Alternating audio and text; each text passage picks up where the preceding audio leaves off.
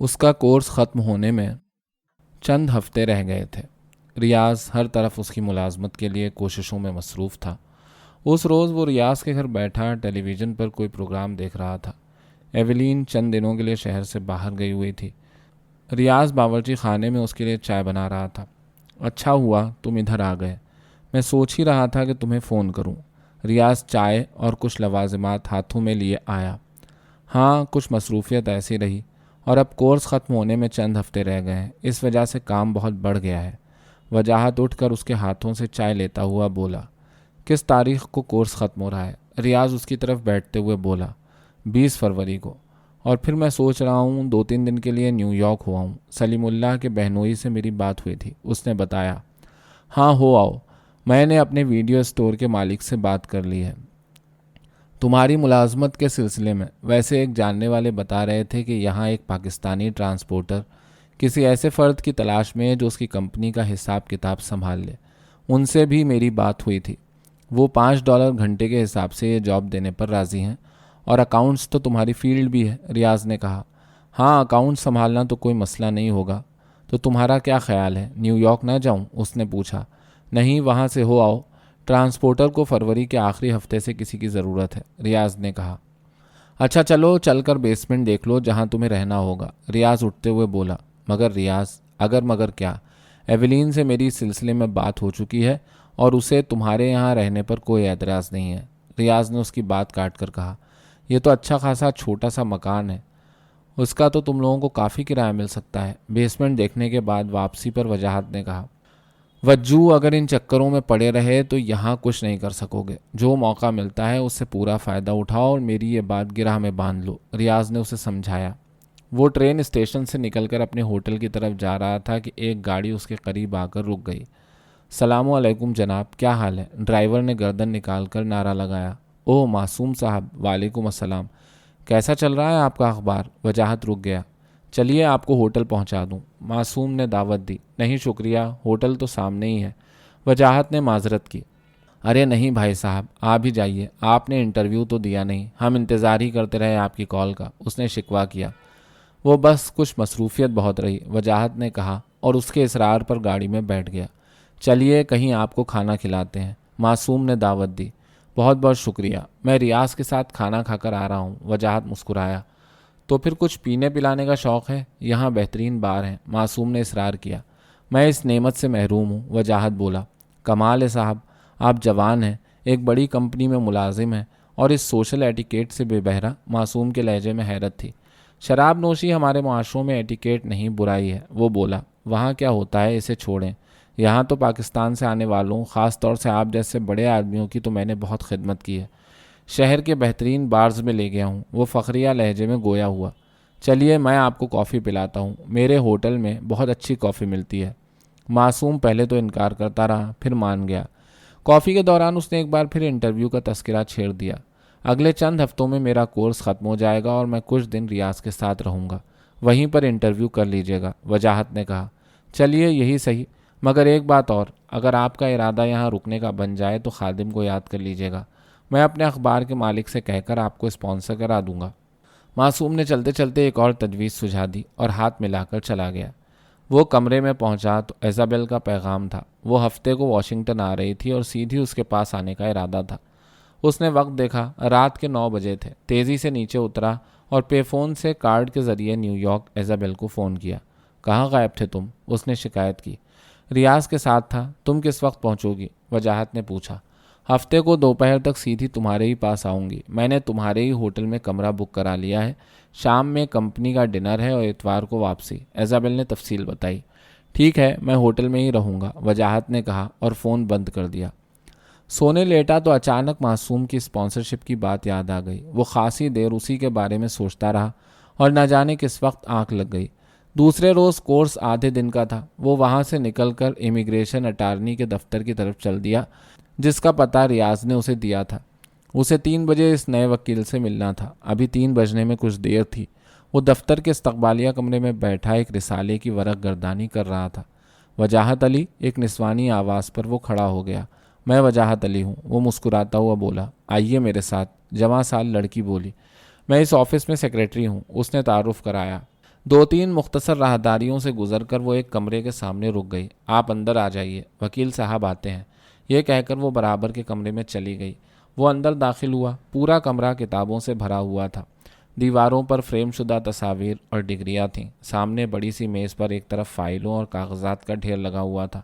آئیے مسٹر علی، میں Ralph candle ہوں، امیگریشن اٹارنی۔ اس آواز پر وہ مڑا۔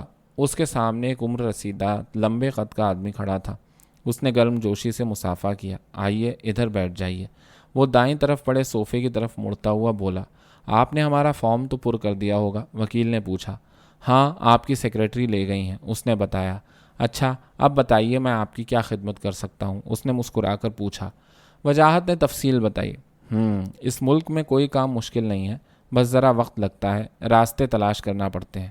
بوڑھے وکیل نے خوش مزاجی سے کہا۔ کس بنیاد پر مجھے ورک پرمٹ مل سکتا ہے؟ وجاہت نے سوال کیا۔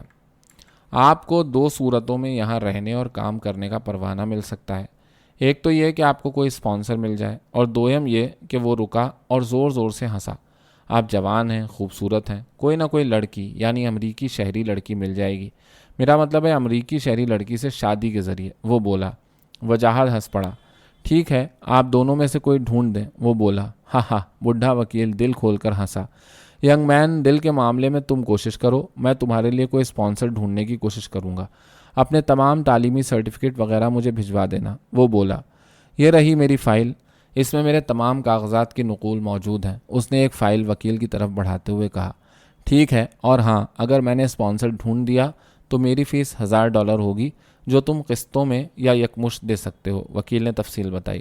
ٹھیک ہے، مجھے منظور ہے، مگر اس میں کتنا وقت لگے گا؟ اس نے پوچھا۔ میں نے ابھی کہا تھا کہ یہاں راستے ڈھونڈنے میں وقت لگتا ہے، لیکن میں کوئی متعین وقت نہیں دے سکتا۔ یہ تمہاری قسمت ہے کہ کتنی جلدی اسپانسر مل جاتا ہے۔ کوشش بہرحال میں کرتا رہوں گا۔ تم ہفتے میں کم از کم 2 بار میری سیکریٹری سے اس ضمن میں رابطہ کرتے رہنا، وکیل نے کہا۔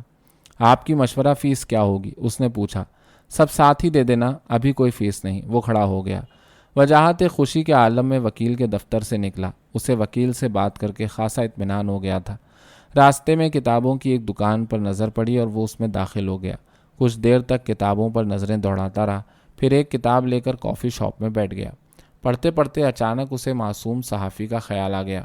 فائل میں سے اس کا کارڈ نکالا اور پے فون کی طرف بڑھ گیا۔ فون معصوم ہی نے اٹھایا۔ میں کسی وقت آپ سے ملنا چاہتا ہوں۔ وجاہت کے اس جملے پر معصوم کھل اٹھا۔ ضرور، جب کہیں، میں ابھی بھی آ سکتا ہوں۔ اس وقت ڈی سی ہی میں ہوں، آپ کہاں ہیں؟ اس نے پوچھا۔ وجاہت نے دکان کا پتہ بتایا۔ ٹھیک ہے، تھوڑی دیر میں پہنچتا ہوں، تقریباً 15 منٹ میں، معصوم نے کہا، اور وجاہت اپنی جگہ واپس آ کر اس کا انتظار کرنے لگا۔ کوئی 40 منٹ بعد معصوم دکان میں داخل ہوا اور سیدھا کافی شاپ کی طرف آ گیا۔ تو آخر آپ انٹرویو کے لیے راضی ہو ہی گئے، وہ ایک کرسی گھسیٹ کر بیٹھتا ہوا بولا۔ کہیے، کیا حال ہے؟ پاکستان کی کیا خبر ہے؟ وجاہت نے مسکرا کر پوچھا۔ بس صاحب، کچھ نہ پوچھیے۔ پاکستان کے سیاسی حالات کو دیکھیں تو لگتا ہے ہر چیز میزڈ اپ ہے، کوئی چیز اپنے قرینے میں ہے ہی نہیں۔ ادھر خلیج کی جنگ کی وجہ سے پورے عالم اسلام میں بے چینی پھیلی ہے۔ مسلم عوام اور حکومتوں کے رویے بالکل مختلف ہیں، اور یہی صورتحال پاکستان کے ساتھ بھی ہے، وہ بولا۔ آپ اسے جنگ کیوں کہتے ہیں؟ یہ تو کھلی جارحیت ہے، اور عوام جارحیت کے خلاف ہیں، وجاہت بولا۔ جی، میرا یہی مطلب ہے، لیکن میں اکثر سوچتا ہوں جی کہ پاکستان تو اسلام کا قلعہ ہے، اسے تو دوسرے مسلم ممالک کے مقابلے میں مختلف ہونا چاہیے تھا، معصوم بولا۔ وجاہت مسکرا اٹھا۔ اسلام کا قلعہ ہے یا نہیں، یہ بحث طلب بات ہے، مگر ہمارا المیہ یہ ہے کہ ہماری ایک ایک سانس غلامی کی اندیکھی زنجیروں میں جکڑی ہوئی ہے، اور ہم اور آپ صرف تجزیے کر سکتے ہیں، دل دکھا سکتے ہیں اور قسمت کو کوستے رہتے ہیں، کچھ کرنے کے حق میں نہیں ہیں، وجاہت بولا۔ مگر ہم ایسا کرنے پر کیوں مجبور ہیں؟ اس نے سوال کیا۔ سب سے بڑی چیز علم سے محرومی ہے، جو انسان کو خودداری، شعور اور بصیرت سے بھی محروم کر دیتی ہے، وہ بولا۔ جی، مگر وہاں تو تعلیم کا بہت چرچہ ہے، ہر جگہ اسکول کھلے ہیں، معصوم کے لہجے میں حیرت تھی۔ وجاہت مسکرا اٹھا۔ آپ تو صحافی ہیں، آپ سے زیادہ کون ان باتوں کے بارے میں جان سکتا ہے؟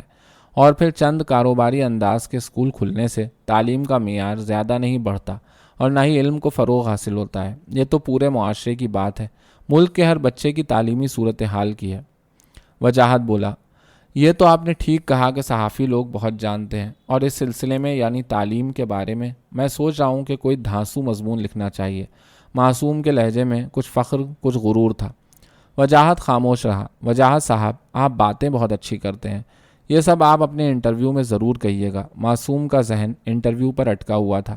وجاہت مسکرا اٹھا۔ وہ بھی کر لیجیے گا، میرے ذہن میں کل سے آپ کی بات تھی، اس کے بارے میں کچھ پوچھنا چاہتا تھا۔ وجاہت نے کہا، جی جی کہیں، وہ جلدی سے بولا۔ وجاہت نے اس سے اسپانسرشپ کے بارے میں سوال کیا۔ لو جی، بس اتنی سی بات، یہ تو کوئی مشکل نہیں، ہم آپ کو بحیثیت اخباری رپورٹر کے اسپانسر کر دیں گے اور بس۔ وہ بولا، کیا یہ اتنا آسان ہے؟ اس نے حیرت سے پوچھا۔ جی، یہ جو آپ اتنے اخبارات دیکھ رہے ہیں، اسی کمیونٹی میں اس کا بڑا مقصد اسپانسرشپ بھی ہے۔ مثلا میرے اخبار کے مالک نے اپنے 2 بھائیوں کی اسپانسرشپ کے لیے یہ اخبار شروع کیا ہے، حالانکہ وہ خود ٹریول ایجنٹ ہیں اور اسی طرح، مگر نہ تو میں اخباری رپورٹر ہوں اور نہ ہی آپ کے مالک کا بھائی۔ وجاہت بولا، میں کون سا رپورٹر تھا، میں کس کا بھائی تھا؟ مگر آج میں رپورٹر ہوں اور میرے پاس ورک پرمٹ بھی ہے، اور پھر کیا پتہ اگلے چند برسوں میں آپ کی شناخت بحیثیت رپورٹر بن جائے۔ ویسے وجاہت صاحب، ایمان کی بات ہے، اس رپورٹری کا بڑا ٹہکا ہے، بڑے دعوت نامے آتے ہیں، ایمبیسی والے ہاتھ باندھ کر کھڑے رہتے ہیں۔ اس نے بڑے آرام سے کاروباری راز افشا کیا۔ وجاہت کشمکش میں پڑ گیا۔ اسے اس بات کا تو اب یقین ہو چکا تھا کہ کام نہیں ہوگا، مگر پھر بھی اس نے پوچھ ہی لیا، تو اس سلسلے میں مجھے کیا کرنا ہوگا؟ کچھ نہیں، میرے اخبار کے مالک پاکستان گئے ہوئے ہیں، بس ان سے آپ کی ملاقات کرا دیں گے، سمجھ لیجئے کام بن گیا۔ وہ چہکا، ٹھیک ہے، میں ریاض کی طرف ہوں گا، ان کا فون نمبر تو ہوگا آپ کے پاس؟ وجاہت نے سوال کیا۔ ہاں، اور اب آپ بالکل فکر نہ کریں، یہ میرا کام ہوگا کہ کب اور کیسے آپ کو اسپانسر کیا جائے۔ ابھی تو آپ ہمیں ایک اچھا سا انٹرویو دے دیں۔ یہ کہہ کر اس نے جیب سے ایک کیسٹ پلیئر نکال کر میز پر رکھ دیا۔ ٹھیک ہے، آپ سوال کیجئے، وجاہت نے کہا، اور معصوم کے بیتوکے سوالوں کے جواب ڈھونڈنے لگا۔ بھائی جی، کل شام 2 پاکستانی گروہوں میں جھگڑا ہو گیا، ڈنڈے چلے، کرسیاں چلیں، سر پھوٹے اور پولیس آئی اور 4-5 لوگ اندر ہو گئے۔ سعید اپنی کلاس ختم کر کے دکان پر پہنچا تو وجاہت کو خبر سنائی۔ اچھا، کہاں پر، کن لوگوں میں؟ اس نے سوال کیا۔ پاکستانی حکومت کے موافق اور مخالف گروہوں کے درمیان۔ یہ لوگ کسی ریستوران میں میٹنگ کر رہے تھے، وہیں کچھ تو میں ہوئی، بس پھر جھگڑا بڑھ گیا، سعید نے بتایا۔ پتہ نہیں کیا ہو گیا ہے ہم لوگوں کو، وجاہت بڑبڑایا۔ یہ بھی کہا جا رہا ہے کہ کچھ انڈین لوگوں نے فساد پھیلایا ہے، سعید نے اطلاع دی۔ سعید میاں، تم تو باشعور ہو، تمہیں اس قسم کی باتوں پر فوری یقین نہیں کرنا چاہیے، وجاہت بولا۔ لیکن بھائی جی، سنا ہے کہ انڈین لابی یہاں پاکستانیوں کے خلاف کام کرنے میں بہت آگے ہے، وہی اس قسم کے جھگڑے شروع کراتی ہے، سعید وثوق سے بولا۔ کمال ہے، یعنی یہ سب جانتے ہیں کہ انڈین لابی یہ سب کرا رہی ہے، پھر بھی سب اس کے اشارے پر چل پڑے۔ میاں ذرا عقل کی راہ لو، ہم لوگوں میں خود ہی ایک دوسرے کا لحاظ نہیں، ہم سب صرف ذاتی مفادات میں الجھے ہوئے ہیں، ہم خود ہی اپنے دشمن ہیں، دوسروں کو زحمت کی ضرورت نہیں ہے، ہم آپس ہی میں لڑ کر تباہ ہو رہے ہیں۔ وجاہت کے لہجے میں تلخی آ گئی تھی۔ اچھا یاد آیا، کل انیلا راجا کا فون آیا تھا، وہ پیر کی شام آپ کا انتظار کریں گی۔ اچانک سعید کو یاد آ گیا۔ ٹھیک ہے، تم تیار رہنا، ہم تم چلیں گے، بلکہ انہیں فون کر دو کہ ہم 8 بجے کے بعد ہی پہنچ سکیں گے، کیا خیال ہے؟ اس نے پوچھا۔ ہاں ٹھیک ہے، ہم لوگ 7:30-8 بجے تک نکل لیں گے، رشمی 9 بجے دکان بند کر کے چلی جائے گی، 1 گھنٹہ تو اسے سنبھالنے میں کوئی مشکل نہیں ہوگی، سعید بولا۔ ہمیں 7 بجے تک نکلنا ہوگا، میں دکان پر ملکیت کے بھائی کو چند گھنٹوں کے لیے بلا لوں گا، وہ آج کل فارغ ہے، رشمی کے لیے دکان سنبھالنا مشکل ہوگا، وجاہت نے کہا اور فون کی طرف متوجہ ہو گیا۔ وجاہت اور سعید تقریباً 8:30 بجے انیلا راجا کے گھر پہنچے۔ وہ سراپا انتظار تھیں۔ بڑی دیر لگا دی آپ نے، انہوں نے وجاہت کو دیکھتے ہی شکوہ کیا۔ جی ہاں، ہم معذرت خواہ ہیں، راستے میں ٹریفک بہت ہی خراب تھا، وجاہت نے ان کے ساتھ چلتے ہوئے کہا۔ سعید سے تو تعارف ہوگا آپ کا؟ اس نے پوچھا۔ جی، ان کے تعارف کی ضرورت نہیں۔ اچھا، آپ لوگ ادھر کچن میں آ جائیے، بھوک بہت لگی ہے۔ وہ اپنے صاف ستھرے باورچی خانے کی طرف بڑھیں، جو بیٹھک کے ایک سرے پر تھا۔ درمیان میں گول میز کے گرد 4 کرسیاں لگی تھیں، میز پر 3 پلیٹیں، گلاس، نیپکن، کانٹے سلیقے سے لگے ہوئے تھے۔ کھانا ڈونگوں میں مائکرو ویو اوون کے پاس رکھا تھا۔ آپ لوگ بیٹھیے، میں کھانا گرم کرتی ہوں، اور سعید پینٹری سے ڈرنکس نکال لو، فریج سے برف، انہوں نے سعید کو ہدایت دی۔ بسم اللہ کیجئے، وہ کرسی گھسیٹ کر بیٹھتے ہوئے بولیں۔ جی، وجاہت ادھر ادھر دیکھ رہا تھا۔ کیا دیکھ رہے ہیں؟ اس نے پوچھا۔ آپ کے یہاں پاکستانی دستکاری کے نمونوں کے ڈھیر لگے ہیں دیواروں پر، کونوں میں، وہ مسکرایا۔ ہاں، ہر بار پاکستان سے اس قسم کی چیزیں لے آتی ہوں، اب تو اتنی ہو گئی ہیں کہ بکسوں میں بند ہیں، وہ بولی۔ یہاں آپ کے ساتھ اور کون رہتا ہے؟ سعید نے پوچھا۔ میں اور میری بیٹی، وہ کالج میں ہے، ایک بیٹا ہے جسے گریجویشن کے بعد شکاگو میں ملازمت مل گئی ہے۔ 2 माह قبل بیٹی لائبریری گئی ہوئی ہے، انہوں نے تفصیل بتائی۔ وجاہت صاحب آپ کے گھر میں کون کون ہے؟ اس نے پوچھا۔ بس میں ہی ہوں، کچھ کتابیں ہیں اور کچھ فرنیچر، والدین اور بہنیں پاکستان میں ہیں، اس نے کہا۔ اور بیوی بچے؟ انیلا صاحبہ یہ روٹیاں آپ نے پکائی ہیں؟ بہت عمدہ ہیں، سعید ایک دم بول پڑا۔ نہیں بھائی، مجھے کہاں اتنا وقت ملتا ہے، بس کھانا ہی گزارے بھر کا بنا لیتی ہوں۔ یہ تو یہاں قریب ہی ایک خاتون رہتی ہیں، انہوں نے بنائی ہیں، ہر ہفتہ 10 دن میں 40-50 روٹیاں بنوا لیتی ہوں، اس سے کام بن جاتا ہے۔ انیلا بولی۔ کتنے میں بناتی ہیں؟ اس نے پوچھا۔ $10 میں 30 روٹیاں، وہ بولیں۔ یہ تو اچھا بزنس ہے، میرا خیال ہے کہ میں بھی اس سے استفادہ کروں، وجاہت نے کہا۔ ہاں ہاں، کیوں نہیں۔ یہ فیملی حال ہی میں پاکستان سے آئی ہے، 2 بیٹے اور 2 بیٹیاں ہیں، سبھی کاموں پر لگے ہوئے ہیں، صرف خاتون گھر پر ہوتی ہیں، انہوں نے ہی یہ کام شروع کیا ہوا ہے۔ بلکہ وجاہت صاحب، بڑی بیٹی 27-28 سال کی ہے، خوش شکل ہے، BA پاس ہے، اچھے مزاج کی ہے، کسی ڈے کیئر میں کام کر رہی ہے۔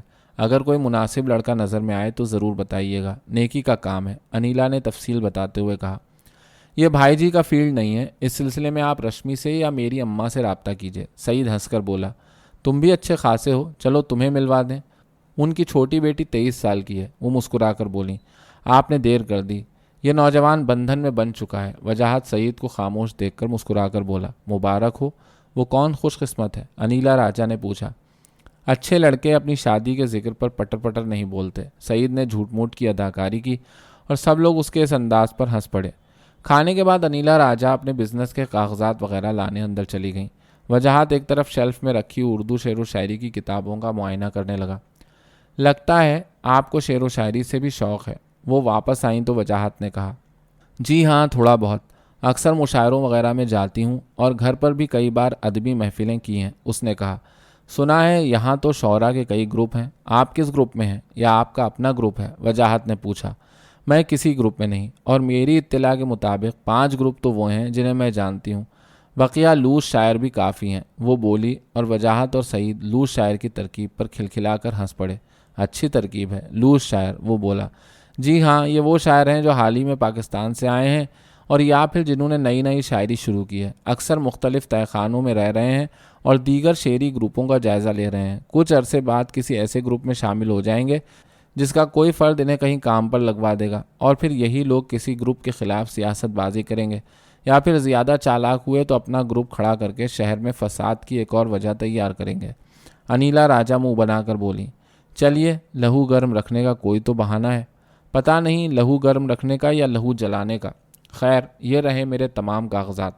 وہ اپنے کاغذات وجاہت کے سامنے رکھی میز پر پھیلاتے ہوئے بولیں۔ وہ خاصی دیر تک اسے بزنس کی اونچ نیچ سمجھاتا رہا، بزنس خریدنے کے اصولوں سے آگاہ کرتا رہا۔ ٹھیک ہے، میں اگلے ہفتے ان لوگوں سے فائنل بات کروں گی، اور اگر آپ کے پاس وقت ہے تو میرے ساتھ چلیں، اس نے کہا۔ ضرور، مگر وجاہت صاحب، آپ ساتھ ہوئے تو میں پورا اعتماد رہوں گی، ان کے لہجے میں التجا تھی۔ ٹھیک ہے، مجھے کم از کم 1 دن پہلے بتا دیجیے گا، میرا خیال ہے اب آپ ہمیں اجازت دیں، 10:30 بج رہے ہیں، وجاہت گھڑی دیکھتے ہوئے بولا۔ ضرور، ویسے بھی صبح ہم سب کو کام پر جانا ہے، انیلا راجہ نے فوراً رضامندی دے دی۔ بھائی جی، یہ چکر کیا ہے؟ واپسی پر راستے میں سعید نے پوچھا۔ کیسا چکر؟ وجاہت نے حیرت سے کہا۔ یہ بزنس کے بہانے آپ کو ہتھیانے کے چکر میں تو نہیں ہے؟ وہ بولا۔ بہت برے ہو گئے ہو سعید میاں، وجاہت مسکرا رہا تھا۔ ہمارے لیے اچھا ہے، آپ کی رخصتی کے گیت گائیں گے، وہ بہت شوق ہو رہا تھا۔ ایک دم وجاہت زور سے بول اٹھا۔ سعید میاں خاموش، اس کی آواز پھٹ سی گئی اور ایک دم سعید کو اپنی حماقت کا احساس ہو گیا۔ بھائی جی، مجھے معاف کر دیجئے، آپ اتنے اچھے ہیں کہ میں آپ کو اکیلا دیکھ کر اداس ہو جاتا ہوں، اور وہ خاموش ہو گیا۔ کوئی بات نہیں، آئندہ خیال رکھنا، وجاہت نے مدھم لہجے میں کہا۔ اپنے اپارٹمنٹ کا تالا کھول رہا تھا کہ فون کی گھنٹی بجنے لگی۔ گھر میں تیزی سے داخل ہوا اور فون کی طرف گیا۔ دوسری طرف رومانہ تھی۔ اوہ، کیا حال ہے، کیسی ہو؟ وہ مسہری پر تقریباً گرتے ہوئے بولا۔ ٹھیک ہوں، آپ کہیں گئے ہوئے تھے؟ ہاں، ابھی داخل ہوا ہوں، تو میں بعد میں کر لوں گی، آپ آرام کیجیے۔ آرام ہی کر رہا ہوں، کہو کیا خبر ہے؟ کبیر احمد کیسے ہیں؟ ٹھیک ہیں، ابھی ہوٹل ہی میں ہیں، وہ عموماً 11 کے بعد ہی گھر پہنچتے ہیں، اس نے بتایا۔ تم سارا دن کیا کرتی ہو؟ اس نے پوچھا۔ بس بچے کی دیکھ بھال میں پورا دن گزر جاتا ہے، اس کے علاوہ کبیر کے ساتھ باہر بھی جانا پڑتا ہے، پھر اکثر ان کی بیٹیاں بھی آ جاتی ہیں، باقی وقت ان لوگوں کے ساتھ گزر جاتا ہے، اس نے تفصیل بتائی۔ ہاں، کبیر احمد بتا رہے تھے کہ ان کی پچھلی شادی سے 2 بیٹیاں ہیں، کیسا سلوک ہے تم لوگوں کا ایک دوسرے کے ساتھ؟ اس نے پوچھا۔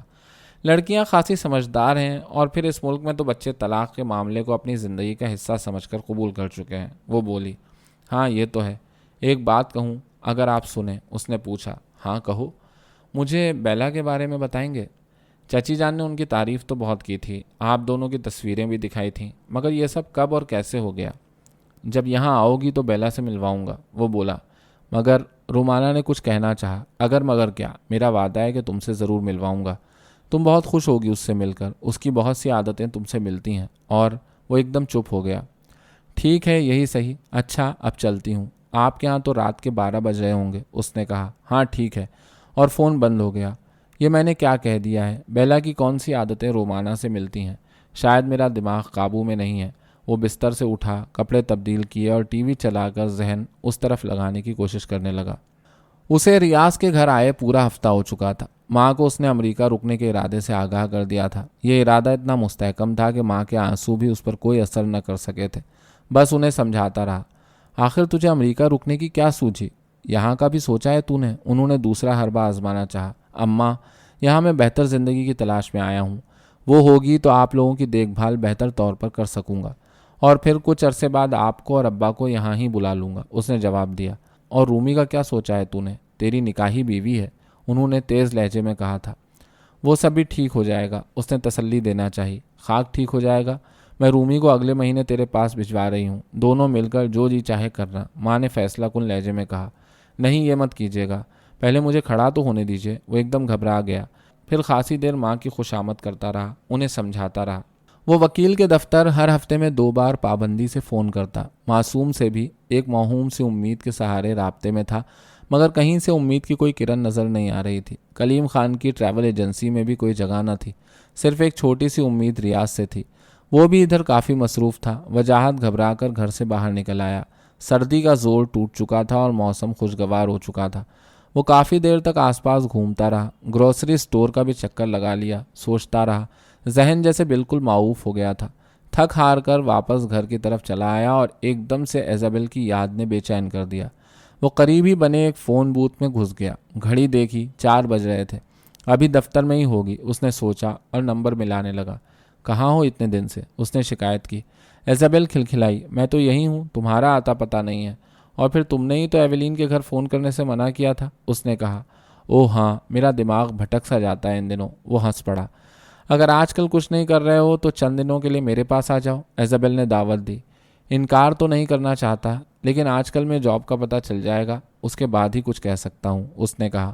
ٹھیک ہے، میں کہیں کام سے نکل رہی ہوں، اپنے پروگرام سے آگاہ کر دینا، ویسے تم بہت یاد آ رہے ہو، ایزابل نے کہا اور خاموش ہو گئی۔ ایزابل، اس کی آواز میں جیسے کراہت تھی۔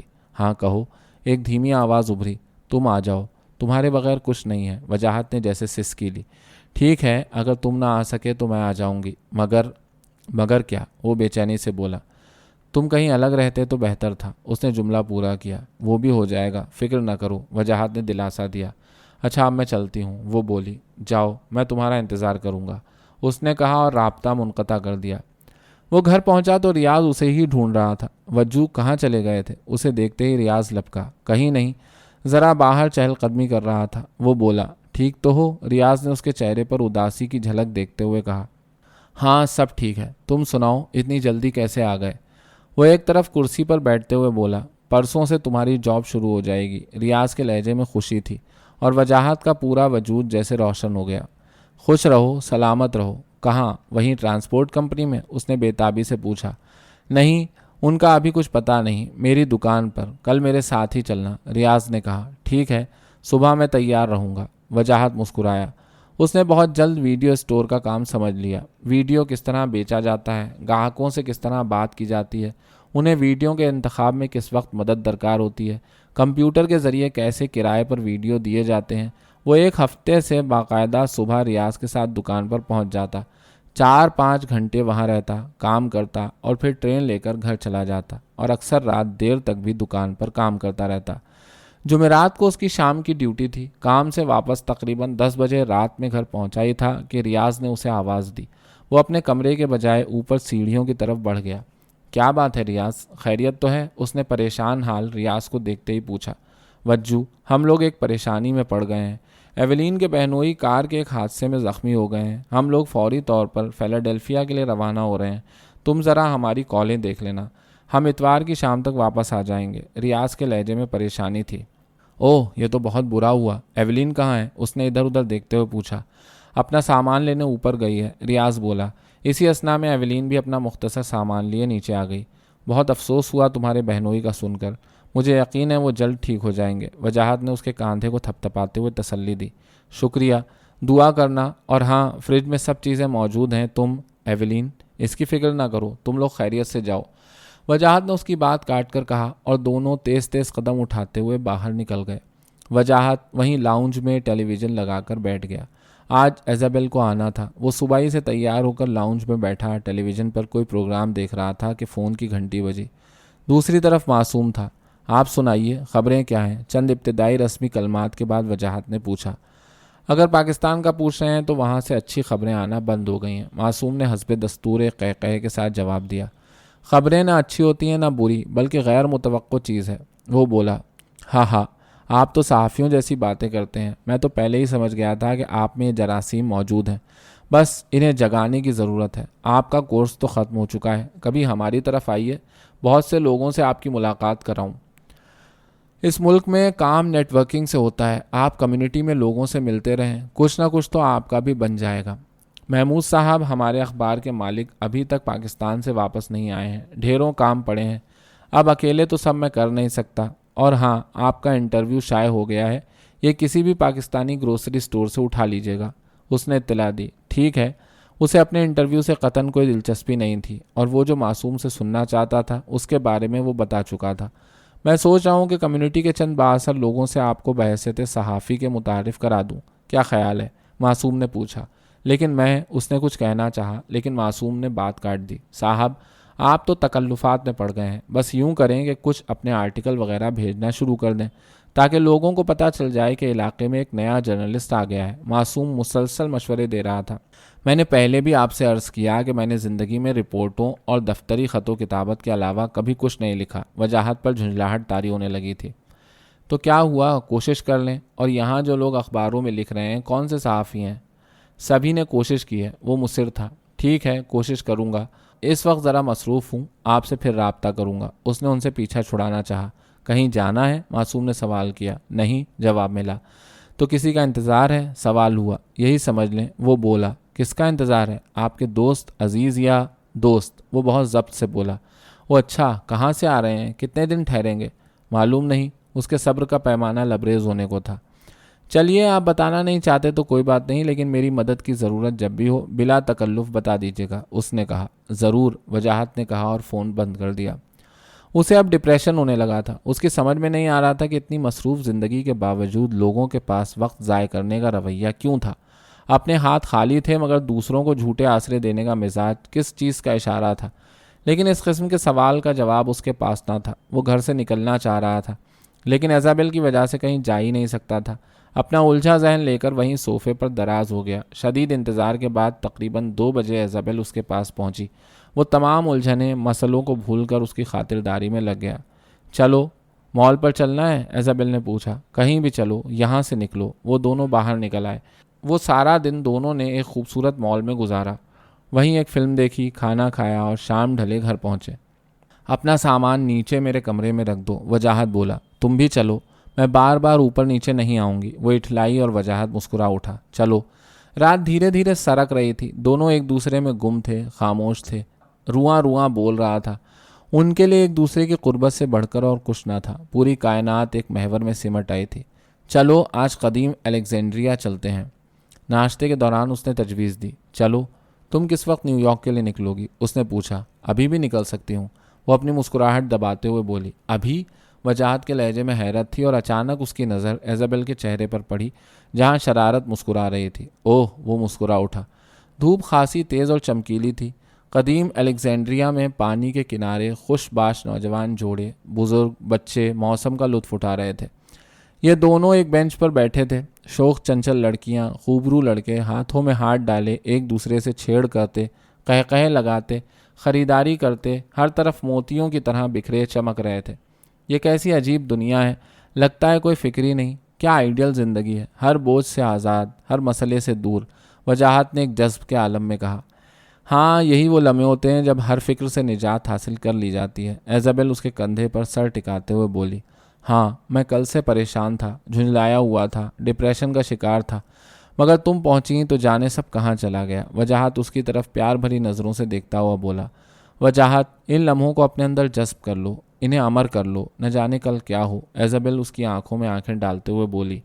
کل بھی اچھا ہوگا، اس کا یقین بولا۔ دونوں خاصی دیر تک آنکھیں موندے ایک دوسرے کی قربت سے سرشار ہوتے رہے۔ وجاہت، اس نے پکارا۔ کہو جانم، وہ گنگنایا۔ تم مجھے اتنا کیوں چاہتے ہو؟ ابھرتی ڈوبتی سانس نے سوال کیا۔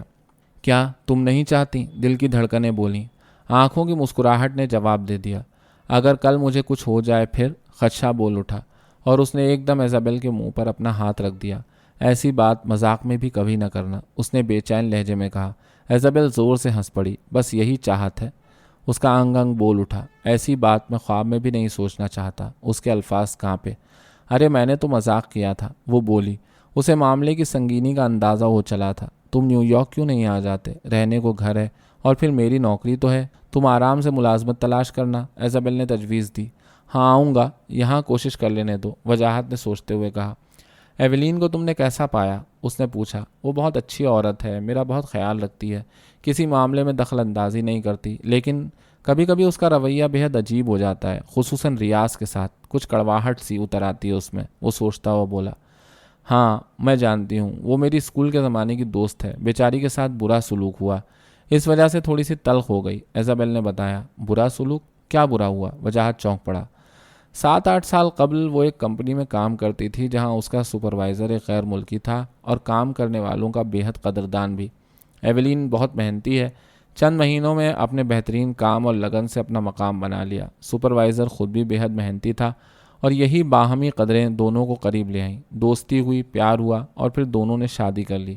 دونوں کی زندگی بہت خوشگوار تھی، اور 1 سال بعد ہی شوہر کو بچے کی خواہش ہونے لگی، مگر ایولین چاہتی تھی کہ جب تک کچھ رقم جمع نہ ہو جائے، ایک گھر نہ ہو جائے، بچے کو اس دنیا میں نہیں آنا چاہیے، کیونکہ بچے کا خرچہ بہت ہوتا ہے۔ یہیں سے تنازعات نے سر اٹھانا شروع کر دیا۔ وہ بھی مجبور تھا، اس کے تمام شادی شدہ دوست، خاندان والے ہر دم بچے کا ذکر کیا کرتے تھے۔ پھر ایک روز شوہر نے طلاق کا مطالبہ کر دیا۔ ابھی مقدمہ داخل ہوا تھا کہ وہ کہیں چلا گیا۔ ایولین نے اسے تلاش کرنے کی بہت کوشش کی، لیکن بے سود۔ نیو یارک شہر میں اس کے کئی دوست تھے، ان سے رابطہ کیا، اور معلوم ہے انہوں نے کیا کیا؟ بجائے مدد کرنے کے انہی دوستوں کے ہاتھوں اس کی عزت لٹی، اور ایزابل کی آواز بھررا گئی۔ وجاہت پریشان ہو گیا۔ مگر ایزابل، یہاں کا قانون، اور چھوڑو وجاہت، یہ دنیا مردوں کی ہے، عورت یہاں صرف مرد کی مرضی پر چلنے کے لیے پیدا ہوئی ہے، دکھ اور اذیتیں اٹھانے کے لیے۔ اس کے لہجے میں کڑواہٹ تھی۔ لیکن یہ سب باتیں تو ہمارے معاشروں کی ہیں، امریکی عورت تو دنیا بھر میں سب سے زیادہ حقوق کی وارث ہے، وہ بولا۔ یہ سب پروپیگنڈے کا اثر ہے، وگرنہ یہاں عورت نام نہاد حقوق کے بہانے جتنی اذیتیں اٹھاتی ہے اس کا کوئی حساب نہیں۔ گھریلو تشدد، ریپ، قاتلانہ حملے، ملازمتوں میں امتیاز ہمارے معاشرے میں اس طرح بنا دیا گیا ہے کہ یہاں عورت صرف وہی کر سکتی ہے جو مرد کی مرضی ہو۔ وہ کماتی ہے، بچے کی پیدائش کا دکھ اٹھاتی ہے، گھر کے تمام کام کرتی ہے، پھر بھی معتوب ہے، جبکہ عام مرد دفتر سے آ کر بیئر کے ڈبے لے کر ٹیلی ویژن کے سامنے بیٹھا رہتا ہے، وہیں کھانا کھایا، بیوی سے ضرورت پوری کی اور پڑھ کر سو گیا۔ یہ ہے اصل امریکی مرد اور اس کا معاشرہ۔ دنیا تو اس معاشرے کو ٹیلی ویژن کی آنکھ سے دیکھتی ہے۔ ایزابل خاموش ہو گئی۔